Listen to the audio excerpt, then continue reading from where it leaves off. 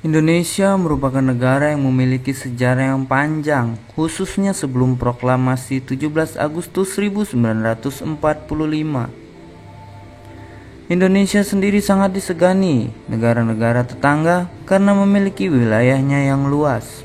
Jika kita telusuri secara seksama, sebenarnya Malaysia dan Indonesia, juga Singapura, Filipina, Kamboja, Brunei Darussalam, maupun Timur Leste merupakan satu rumpun Melayu dan saudara.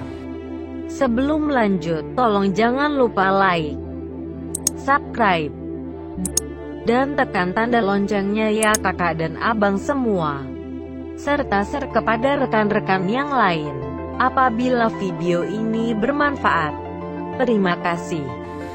Masyarakat dan bangsa di negara-negara itu berasal dari keturunan yang sama, mulai dari warna kulit, wajah, bahasa, agama, dan budaya pun hampir sama. Untuk bahasa telah kita bahas dalam video saya yang lalu. Orang dari suku Jawa atau suku Melayu misalnya boleh dikatakan ada dan menyebar di negara-negara tadi yang telah kita sebutkan, khususnya di Malaysia, Singapura, dan Brunei. Bahkan suku Melayu di Sumatera, Kalimantan, dan Malaysia lebih mirip bentuk tubuh dan wajah, agama, bahasa, serta budayanya ketimbang suku Melayu dengan suku Ambon, Papua, ataupun Timur Leste. Seperti yang kita ketahui, wajah penyanyi Siti Nurhalizah asal Malaysia dengan gadis dari suku Melayu di Indonesia atau dengan suku Sunda, Jawa, dan sebagainya tentu nyaris tak ada bedanya. Sebaliknya, bila membandingkan orang dari Ambon atau Papua misalnya dengan orang Indonesia dari suku Melayu, Sunda, atau Jawa, niscaya kita bisa membedakannya meski sama-sama satu negara. Hanya karena penjajahanlah maka suku Melayu ini terpisah. Malaysia dari kata Melayu yang dijajah Inggris menjadi negara Malaysia, sementara Indonesia dari berbagai suku termasuk Ambon dan Papua yang dijajah oleh Belanda menjadi negara Indonesia. Lebih dari itu, dilihat dari sejarah politik, negara-negara tersebut juga sebenarnya pernah menjadi bagian atau pernah bersatu dengan Nusantara. Berikut ini negara-negara yang pernah menjadi bagian negara dari Nusantara. 1. Timur Leste. Krisis politik yang panjang dan desakan dari pemerintah Australia yang menyebabkan Presiden Soeharto memutuskan untuk menyerang Timur Timur pada tahun 1975 dan memasukkan wilayah ini menjadi provinsi ke-27. Namun, integrasi wilayah Timur Timur tidak mendapat dukungan dari dunia.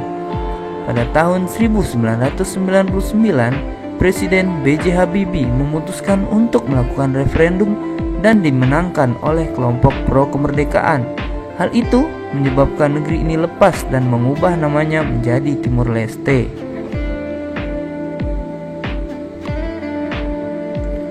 Brunei Darussalam. Catatan dari Tiongkok dan Arab menyebutkan pada abad ke-9 wilayah Brunei Darussalam dikuasai oleh kerajaan Sriwijaya dan meluaskan pengaruhnya ke Kalimantan Utara. Namun Kerajaan Majapahit bersama Patih Gajah Mada berhasil menguasai Brunei Darussalam terkait ambisinya untuk melaksanakan Sumpah Palapa yang ingin mempersatukan Nusantara. 3. Malaysia. Malaysia terletak di posisi strategis sehingga diperebutkan banyak kerajaan di masa lampau. Sriwijaya merupakan kerajaan nasional pertama yang ingin menguasai wilayah ini pada abad ke-8. Selain itu, Kerajaan Majapahit juga pernah menguasai wilayah ini atas perintah dari Patih Gajah Mada. Setelah Indonesia merdeka, Presiden Soekarno juga ingin menyatukan Malaysia ke wilayahnya dan pernah membentuk Dikora untuk mewujudkan impian tersebut. 4. Singapura. Singapura pada masa lampau bernama Temasek. Dahulu wilayah ini tidak terlalu mendapat banyak perhatian karena tidak memiliki kekayaan alam yang banyak. Namun, Buku Negara Kertagama karangan Empu Prapanca menjelaskan bahwa Temasek pernah menjadi bagian dari wilayah kekuasaan Majapahit dan menempatkan Aditya Warman sebagai panglima militer di waktu itu. 5. Kamboja. Pada abad ke-7, Kerajaan Sriwijaya melakukan invasi militer ke wilayah yang sekarang bernama Kamboja. Bukti ini diperkuat dengan ditemukannya prasasti di tepi sungai Mekong. 6. Filipina. Kerajaan Majapahit pernah menguasai wilayah Mindanao, Filipina. Patih Gajah Mada bertekad menjadikan Mindanao bagian dari wilayahnya karena terikat Sumpah Palapa yang ingin menyatukan wilayah Nusantara kala itu. Begitulah luasnya Nusantara ini. Dapat kita bayangkan, apabila Nusantara ini bersatu menjadi satu negara, pasti akan menjadi negara besar di dunia dengan kekayaan alam yang sangat luar biasa, bahkan dapat hidup kuat dan maju tanpa bantuan dari negara manapun. Tetapi tetap memerlukan pemimpin yang amanah, sabar, dan pintar. Bagaimana menurut kawan semua? Apabila ada hal yang salah dalam penyampaian, mohon dibantu dengan komen di bawah ya. Terima kasih.